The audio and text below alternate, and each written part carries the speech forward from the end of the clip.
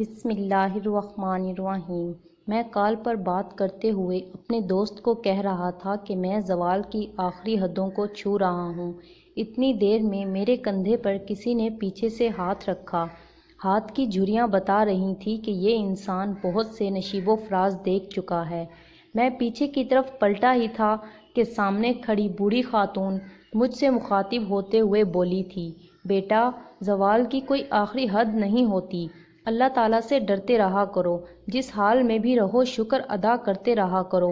اس بزرگ خاتون کے منہ سے نکلنے والے الفاظ، اس کے پھٹے ہوئے کپڑے، اجڑی ہوئی شخصیت، چھلنی روح اور لرزتے ہوئے میلے کچیلے جسم کے برعکس تھے۔ خاتون دماغی معذور اور مانگنے والی لگتی تھی، جبکہ الفاظ کسی فلاسفر سے کم نہ تھے۔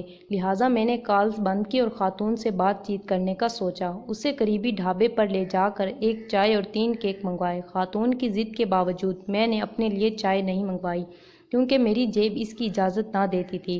جب خاتون لوازمات سے فارغ ہو چکی تو میں نے ان کو مخاطب کر کے زوال کی آخری حد کے متعلق پوچھا، تو انہوں نے ایک بار پھر اپنی بات دہراتے ہوئے کہا، بیٹا، زوال کی کوئی آخری حد نہیں ہوتی، جس حال میں بھی رب رکھے اللہ تعالیٰ کے شکر گزار رہو۔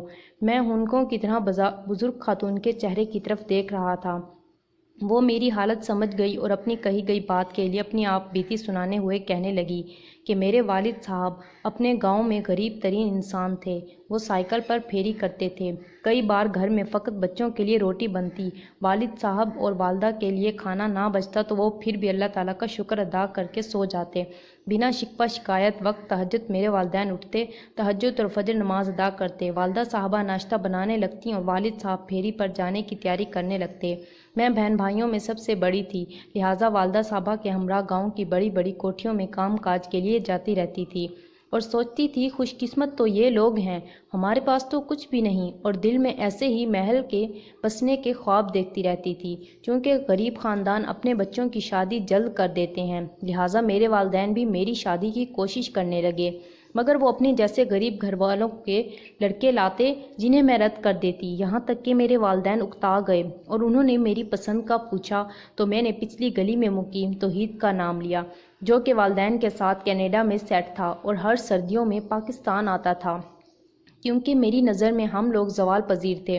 ان پر عروج کا موسم تھا۔ میری بات سن کر والد صاحب نے کہا کہ اپنی حیثیت کے حساب سے خواب دیکھو، وہ لوگ ہم سے بہت بہتر ہیں۔ میں نے صاف صاف کہہ دیا، شادی کروں گی تو وہاں ہی کروں گی، ورنہ نہیں۔ لہٰذا میرے والدین نے مجھے میرے حال پر چھوڑ دیا اور باقی بہن بھائیوں کی طرف متوجہ ہو گئے۔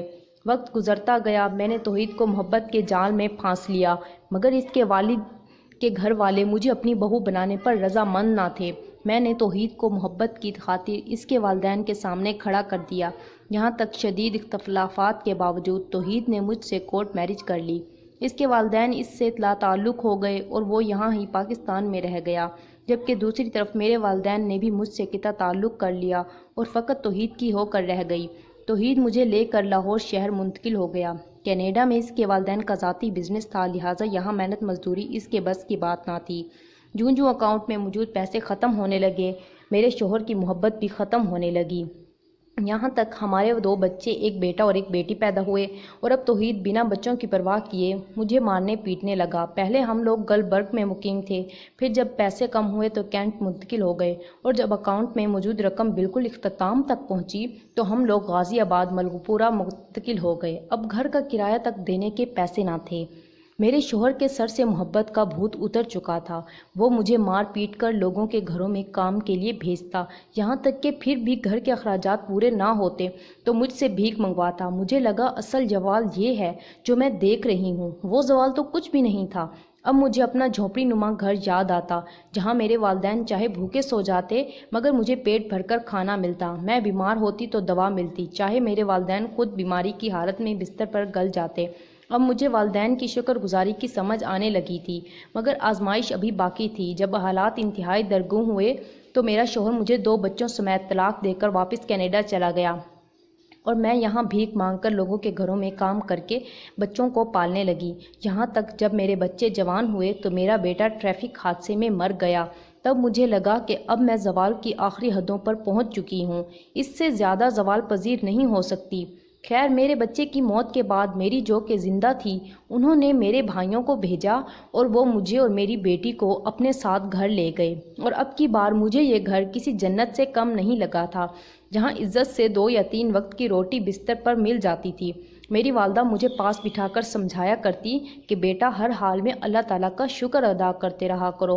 ہم جس حال میں بھی ہوتے ہیں اکثر اوقات اعمال کے حساب سے ہم اس رتبے کے بھی قابل نہیں ہوتے، مگر میں اپنی ماں کو جواب دیتی کہ اس سے زیادہ زوال انسان کو کبھی آ نہیں سکتا۔ یہاں تک میری والدہ مجھے سمجھاتے سمجھاتے چل بسی، اور مرتے وقت انہوں نے جو مجھ سے آخری بات کی وہ بھی نصیحت ہی تھی کہ بیٹا اگر اللہ تعالیٰ کی آزمائش سے نکلنا چاہتی ہو تو ہر حال اللہ تعالیٰ کا شکر ادا کرو، کیونکہ اللہ تعالیٰ جو حال میں بھی رکھتا ہے ہمارے لیے بہتر کرتا ہے۔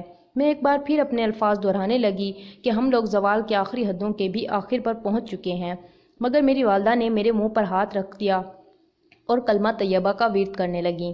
جلد ہی ان کی روح ان کے جسم کے پنجرے سے آزاد ہو گئی، البتہ ان کی نصیحت مجھے ان کی زندگی میں سمجھ نہ آ سکی۔ بعد میں مجھے سبق مل گیا۔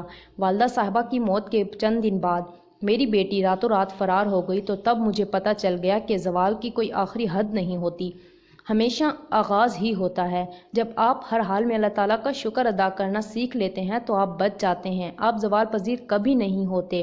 اگر زوال کے آغاز پر آپ ناشکری اور اللہ تعالیٰ سے گلے شکوے کرنے لگتے ہیں تو آپ مزید زوال میں گرتے جاتے ہیں، یہاں تک آپ کو سمجھ آ جاتی ہے کہ زوال کی آخری حد نہیں ہوتی۔